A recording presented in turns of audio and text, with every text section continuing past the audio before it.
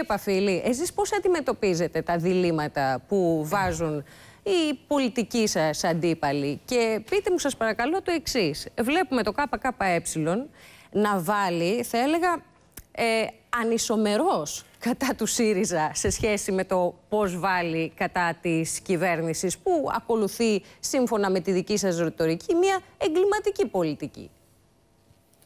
Καταρχήν να σας δώσω μια πληροφορία. Επειδή καυγαδίζεται για τη Νέα Ελλάδα, η Νέα Ελλάδα ήταν η πρώτη εφημερίδα που εκδόθηκε από το ΚΚΕ όταν έπεσε δικτατορία. Όχι, μπήκατε κι εσείς στον αγώνα τώρα. Τρία κόμματα. Κύριε Παφίλη, με συγχωρείτε, αυτό δεν αντέχετε. Αυτό δεν αντέχετε, με συγχωρείτε. Να σας δώσω μια πληροφορία, αυτό είπα. Η οποία πληροφορία έχει και σημολογικό χαρακτήρα, γιατί μετά τη Νέα Ελλάδα βγήκε ο ριζοσπάστης. Λοιπόν, η Νέα Ελλάδα λοιπόν, που καυγαδίζει η Νέα Δημοκρατία και ο ΣΥΡΙΖΑ, και ξέρετε, κάνω μια δεύτερη παρένθεση, επειδή είμαστε και πολλά χρόνια και επειδή ο λαός έχει μια εμπειρία, είναι εικόνες ακριβώς από το παρελθόν. Αντικατάσταση έχουμε του δίπολου. Τη μία μεριά Νέα Δημοκρατία, Πασόκ, όλα τα προηγούμενα χρόνια. Ποιος θα κάνει τη Νέα Ελλάδα, ποιος παρέλαβε καμένη γη και όλα τα υπόλοιπα. Και έχουμε μια αναπαραγωγή σε σύγχρονη έκδοση του ίδιου ακριβώς διπολισμού πάνω, κατά τη γνώμη μας, στην ίδια πολιτική. Νέα Ελλάδα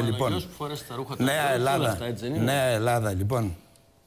Νέα Ελλάδα λοιπόν, κύριε Σκουρλέτη, αφού με προκαλείτε, δεν χτίζεται μέσα στην Ευρωπαϊκή Ένωση και με τον καπιταλιστικό δρόμο ανάπτυξης. Αυτή είναι παλιά Ελλάδα. Ξέρετε τι θα κάνετε και εσείς και η Νέα Δημοκρατία?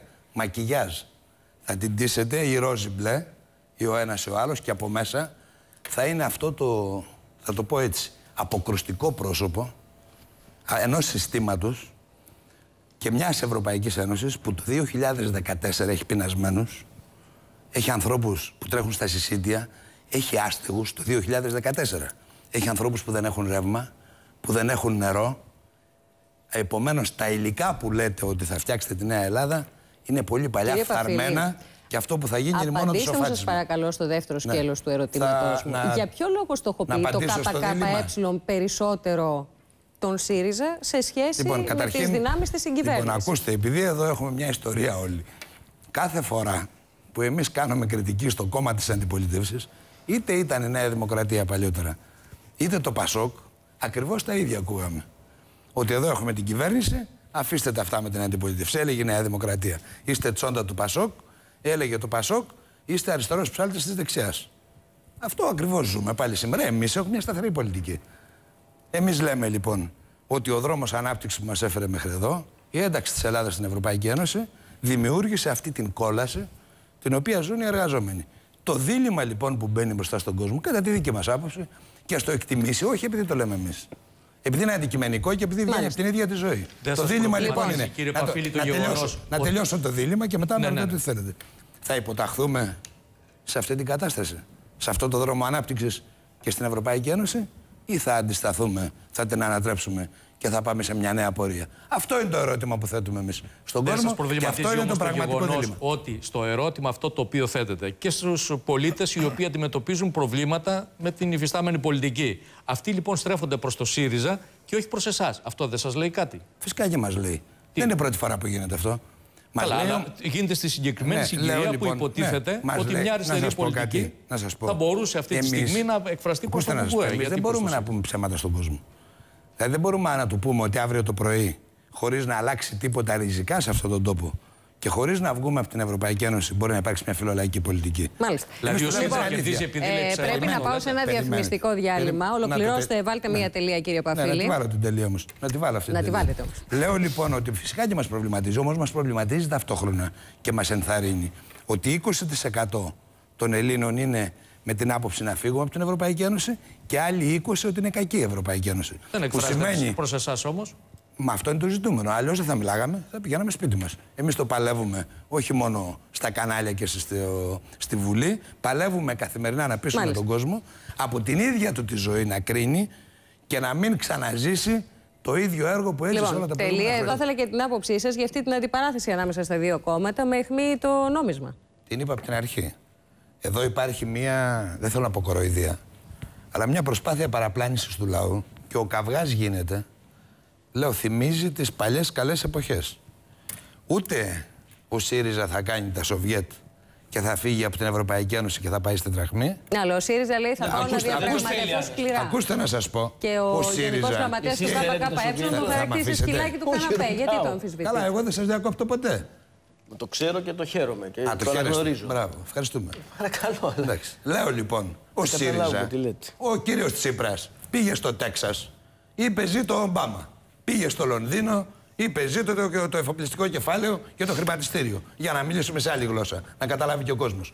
Πήγε στο αμερικάνικο επιμελητήριο και είπε θα σας τα δώσω όλα. Θα έχετε μεγαλύτερα κέρδη με το ΣΥΡΙΖΑ. Ακριβώς η ομιλία του κυρίου Τσίπρα. Ο κύριος Τσίπρας πήγε στο ΣΕΒ και χαιρετίστηκε κιόλας. Ο κύριος Τσίπρας είπε ότι είναι μονόδρομος η Ευρωπαϊκή Ένωση, ότι δεν γίνεται τίποτα άλλο, ότι είμαστε με το ευρώ και κατά συνέπεια έχει πει τα πάντα. Και κακώς κατά τη γνώμη μας τον κατηγορεί η Νέα Δημοκρατία γι' αυτό. Καυγάς γίνεται για το ποιος θα διαχειριστεί την ίδια πολιτική. Όταν λοιπόν λες και ο ένας και ο άλλος ότι είμαι με την Ευρωπαϊκή Ένωση, η Ευρωπαϊκή Ένωση δεν είναι à la carte. Υπάρχει σήμερα ένα ευρωπαϊκό θεσμικό πλαίσιο. Λένε όλοι κατά του μνημονίου. Τι κατά του μνημονίου λέτε? Το μνημόνιο θα τελειώσει, υπάρχει ευρωπαϊκό μνημόνιο. Δεν υπάρχει. Δεν το ξέρετε όλοι ότι ελέγχει τους προϋπολογισμούς, ότι ελέγχει τις αποφάσεις των μνημονίων. Και η λύση που προβάλλετε εσείς δεν λύνει τα προβλήματα του κόσμου. Για να ολοκληρώσω λοιπόν, αυτός ο καυγάς που γίνεται, κατά τη γνώμη μας, και θα το κρίνει ο κόσμος, και ας το κρίνει και εμπειρικά, και ας δει και πώς εξελίσσεται η πολιτική κατάσταση, είναι ποιος θα διαχειριστεί την ίδια πολιτική. Γι' αυτό και είναι οξυμένος ο καυγάς. Λοιπόν, θα πάω η δική μας η θέση λοιπόν, πάντα στο διάλειμμα, είμαι τυχερός. Είστε πάντα πάνω στο διάλειμμα. Πώς τυχαίνει αυτό, κύριε Παφή? Εμείς λέμε ότι ο κόσμος να κρίνει από την εμπειρία που έχει, και την τωρινή και την παλιότερη, από την ίδια του τη ζωή να κρίνει, και δεν απευθυνόμαστε ούτε στους πασόκους, ούτε στους δεξιούς, ούτε στους αριστερούς. Και εσείς από κάπου θα ψαρέψετε. Περιμένετε. Από πού θα ψαρέψετε? Δεν είναι η βάση του ΚΚΕ, φαντάζομαι, το δημοσκοπικό ποσοστό. Εγώ ψαρεύω κιόλας, αλλά το ΚΚΕ δεν ψαρεύει. Το ΚΚΕ προσπαθεί να πείσει. Εμείς λέμε λοιπόν σε όλους τους εργαζόμενους, στους αυτοαπασχολούμενους, εργαζόμενους του χεριού και του πνεύματος, λέμε στους φτωχούς αγρότες, στην νεολαία, να ενωθούν, να έρθουν με το ΚΚΕ, να ενωθούν σε αυτή τη βάση. Λοιπόν, όχι στα σχήματα. Πάμε τώρα εδώ, κύριε Σκουρλέτη. Εγώ κατανοώ τον εκνευρισμό του κυρίου Σκουρλέτη, γιατί το πολιτικό στριπτίζ κάνει αποκαλύψεις. Όσο για τους πύργους που λέει του Περισσού, στους πύργους του Τέξας πήγε ο κύριος Τσίπρας και ο κύριος Σκουρλέτης. Στους πύργους του Λονδίνου και στο χρηματιστήριο. Μην μιλάς. Δεν μίλησα καθόλου. Το μη μιλάς. Στο ΣΕΒ. Μια γένεια. Το έχεις χάσει την ψυχραιμία σου, Θανάση. Εγώ την έχω χάσει την ψυχραιμία. Εγώ μιλάω μια χαρά. Εσύ φανάζεις. Στο ΣΕΒ έδωσε εξετάσεις ο κύριος Τσίπρας και ο ΣΥΡΙΖΑ. Όσο για το που είμαστε εμείς. Εμείς είμαστε έξω από τα εργοστάσια. Όταν συνδικαλιστικά στελέχη του ΣΥΡΙΖΑ και άλλων γράφουν ασθένεια στις απεργίες. Εμείς ήμασταν όλα αυτά τα χρόνια και προειδοποιούσαμε το λαό για το τι θα έρθει. Ο ΣΥΡΙΖΑ όλα τα προηγούμενα χρόνια έλεγε ότι η Ευρωπαϊκή Ένωση είναι παράδεισος και ότι όλα αυτά είναι φαντασιώσεις του ΚΚΕ. Πάντως, κύριε Παφίλη, απαντήστε σε αυτό που λέει και ο κύριος Σκουρλέτης, ότι για μία στιγμή υπάρχει, για μια χρονική στιγμή υπάρχει δυνατότητα να κυβερνήσει η αριστερά, σας λέει. Και εσείς δεν συνδράμετε αυτή την προσπάθεια.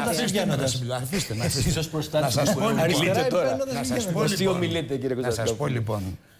Η αριστερά που επικαλείται ο κύριος Σκουρλέτης, η ΕΔΑ παραδείγματος χάριν, είπε όχι στον ΕΟΚ των Λεόντων. Και ο ΣΥΡΙΖΑ όχι μόνο είπε ναι, όχι μόνο ψήφισε τη συνθήκη του Μάστριχτ, όχι μόνο ψήφισε ή κράτησε ουδέτερη στάση σε αυτά που ζούμε σήμερα όλα τα προηγούμενα χρόνια, και σήμερα προσπαθεί να εμφανιστεί ως αριστερά. Αριστερά και με τα μονοπόλια, τον υπεριαλισμό και με χαιρετιστήρια στον Ομπάμα και σε όλους τους υπόλοιπους, ας το κρίνει ο κόσμος που μας... Εμείς λοιπόν στο λαό ψέματα δεν θα πούμε. Θα πούμε την αλήθεια και θα την αντιληφθεί. Τόσα χρόνια τη λέγαμε και μας κορόιδαν όλοι οι υπόλοιποι και οι δίθεν αριστεροί του κυρίου Σκουρλέτη. Σήμερα μπορεί να βγάλει συμπεράσματα για το ποιος είχε δίκιο και ποιος είχε άδικο. Όσο για το μέλλον, μπροστά μας είναι. Και ο καθένας θα κριθεί με τους αγώνες του, με την πράξη του, με την πολιτική του. Και επειδή έχουμε δίκιο σήμερα και το αντιλαμβάνεται ο κόσμος και αντιλαμβάνεται ποιοι είναι που παριστάνουν τους αριστερούς και ποιοι παλεύουν δίπλα του, ας το εκτιμήσει στην πορεία. Κυρία Κουντουράση, τι δεν πήρατε? Πείσουμε αυτή την εγκληματική πολιτική. Τα έχετε δει για την Ευρωπαϊκή Ένωση που υπερασπίζεστε όλοι? Ο Κωνσταντινίδης νομίζω ότι είναι ΑΝΕΛ. Σας παρακαλώ. 25%. ΑΝΕΛ νομίζω ότι είναι. Πρώην βουλευτής είναι ΑΝΕΛ. Λέω 25% στο σύνολο της Ευρωζώνης, στα όρια και κάτω από τα όρια της φτώχειας. Στις πιο αναπτυγμένες καπιταλιστικές χώρες. Πασόκ λοιπόν την πολιτική που έκανε τα προηγούμενα χρόνια έχει βρει καλύτερους μαθητές οι οποίοι κοροϊδεύουν χυδαία τον ελληνικό λαό και το λέω ομά.